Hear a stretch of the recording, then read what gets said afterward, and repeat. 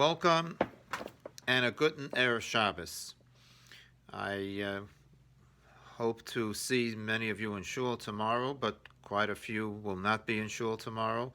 And so I've been persuaded that nonetheless we should continue to post a sermon on YouTube in this fashion. And for those of you who are staying home, hopefully you're staying home for good reasons, and this will be passing, and soon everybody will be comfortable enough and healthy enough, and the situation will be all the better so that we can all be together in shul. This week we begin the study of the book of Bamidbar. In English it's often translated as Numbers, and that has a Jewish source as well, and it's called Chumash Pekudim. The reason for that name is because the Jewish people are counted more than once in this book. But as Rashi comments at the beginning of the Parsha, this is actually the third time that the Jewish people are counted. They were counted when they left Egypt. They were counted again after the sin of the golden calf. And now this is the third time that they're counted, being counted after they erect the Mishkan, the tabernacle in the desert. I'd like to share with you an insight that really is based upon the Emes the Yaakov, authored by the great Torah scholar who passed away only decades ago, Rabbi Yaakov Kamenetsky of blessed memory. I was privileged to know him. A grandson of his is a very good friend of mine for many years. We were study partners together. We were even roommates as well when we learned together in Yeshivas Brisk in Yerushalayim. And Rabbi Kamenetsky also was kind enough to give me time and support in my own endeavors. And it's really with great pleasure that I share this insight that really is predicated upon his insight in the Sefer Emes the Yaakov. A question should be asked. We find that the Jewish people, as we just said, were counted 3 times. But after the first 2 times, or the 2 census taking that the Jewish people went, it was just a sum total of the Jewish people as a nation. There wasn't any breakdown per tribe. As you know, as mentioned in the Parsha, the Jewish people have themselves counted in this census by each and every tribe. There were 12 tribes, and then there was also, in addition to that, the tribe of Levi. All of them were counted separately, and then there was a sum total of the Jewish people of the 12 tribes altogether. Why only now, in this particular census, are the Jewish people counted not only as a sum total of the 603,550 between the ages of 20 and 60, but also per tribe, individually, and also told to us how many were in each tribe. And Rabbi Yaakov Kamenetsky, Zechrono Livracha, suggests the following. You see, when a person is counted, and is counted as part of a nation, well then the entire Jewish people were to be united. And they were to be united in such a way that there be no distractions. And counting them with tribal differences is interfering with the unity of the Jewish people. And the Jewish people, when they are divided into tribes, would in fact have this division, you might say, opposing the unity of the Jewish people. Here they are, one big group, and now we're dividing them into tribes. They resided in different locations. They also had a flag that was different. It was a separate flag with separate colors for each and every tribe. Doesn't that divide the Jewish people? And yes, it does. And that was precisely why, prior to this count, there wasn't to be any such division. They're all part of the collective unity of the Jewish people, without any divisions, without any groupings that would separate that unity, that wonderful unity that existed at the time of the giving of the Torah. Vayichan sham neged ahar, they encamped as one, kelev echad, belisha echad, they were as one heart and one mind when they received the Torah. Now, however, that they were camped around the Ohel Moed, things can change. Now there is a center, a spiritual center that would give them a focus, that in spite of the fact that they were separate tribes, and in spite of the fact that they were to be, in fact, have different missions and different talents and different purposes, ultimately the goal was one, because they would be, as the Pasuk says explicitly, that the Jewish people were to be camped Yachanu b'nei Yisrael mineged soviv la'ohel moed Yachanu. The Torah emphasizes that they were to be encamped around the Mishkan. The Mishkan was the center of the Jewish population. And what that indicates is that there was one central focus that would unite them.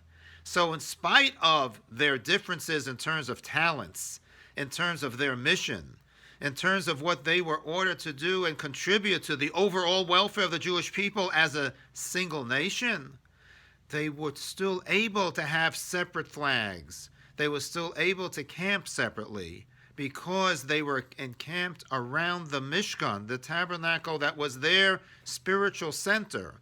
And they faced that not only literally, but the mindset was also occupied the same way. Therefore, there could be these pronounced differences, which in some cases are so, you might say, important to people that they divide them. But now that they have the Ohel Moed, the meeting tent, what was the forerunner of ultimately to be the spiritual center in the Beis HaMikdash in Yerushalayim, they could camp around there and be united in spite of different roles that they would play. We see in our day and age how a flag can still be a divider. I believe it's still controversial in the southern states, even though the Civil War has been over already for more than a century and a half. And still the Confederate flag means a lot to people in some states in the south of this country. It was a major source of controversy when it was finally not flown in one of the states and taken down at the state capitol. And yet the Jews here, as long as they have that center that unites them, they can overcome such a division. When Jewish people pray, they all pray facing Eretz Yisrael. And this, what took place in the Mishkan, in the desert, is ultimately, you might say, the paradigm for the Jewish people for all eternity. The land of Eretz Yisrael is sacred to us, but it's not just a holy land, it is also a central land to the Jewish people. We pray and we direct our thoughts and minds and also physically face it. In this part of the world, we would face east towards Eretz Yisrael and towards Yerushalayim. In another part of the world, such as, by way of example, southern Africa, they would face north towards Eretz Yisrael. And in Eretz Yisrael itself, they always face Yerushalayim. And in Yerushalayim, they would face the Makom HaMikdash, the site of where the Beis HaMikdash was and will be, hopefully speedily in our time. And therefore, as much as Jewish people will have different roles, different talents, there is still that central spiritual center that unites us, the country, the city, and ultimately the Beis HaMikdash itself.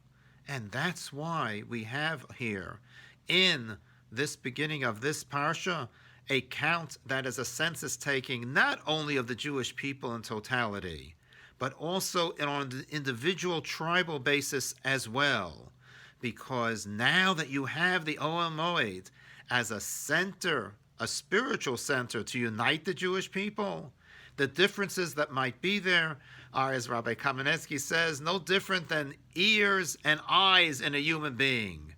They don't compete with each other. They're both serving the same person. And they collectively, all of the senses contribute towards uniting the one person. And the one person is the better for it with all of the senses. and the same, therefore, for the Jewish people as well. Different talents, different goals, but ultimately, the ultimate goal is one that we all share in common. And that common goal is the center, the spiritual center that unites us all. I just want to conclude with a very personal feeling. You may not agree with me, and not only that, undoubtedly, many people after hearing this will say to me, "Oh, I don't understand, and this is really what it's all about." Maybe I don't understand. Maybe I'm naive, but I have to tell you that in this whole coronavirus era that we're living in, and hopefully much of it is behind us already and coming soon to hopefully a healthy conclusion, I was very surprised at how difficult it was in this country for politicians to come together when we're dealing with something as sacred as life itself. I would have thought that they could, set aside their political differences and say, let's just do what we need to do to help people who are suffering because of the coronavirus. But yet politics continue to play a role because indeed the unity is not there and the politics continue to divide them. Maybe I'm naive, as I said, but I would have thought that when you're dealing with something as sacred as life and death, that transcends everything else. That's the Torah perspective. Pikuach nefesh is doicha kol Torah kula. When it comes to safeguarding life, it overrides every mitzvah in the Torah, with the exception of 3. And therefore, I would have thought that the sacredness of life here too should have said, let's put aside our differences. And what really counts is safeguarding human life. But yet politics played a role, unfortunately. That's just a personal comment and observation. But regardless, for the Jewish people, ultimately, it's the Torah, Eretz Yisrael, Yerushalayim, and the Beis Hamikdash that unite us all.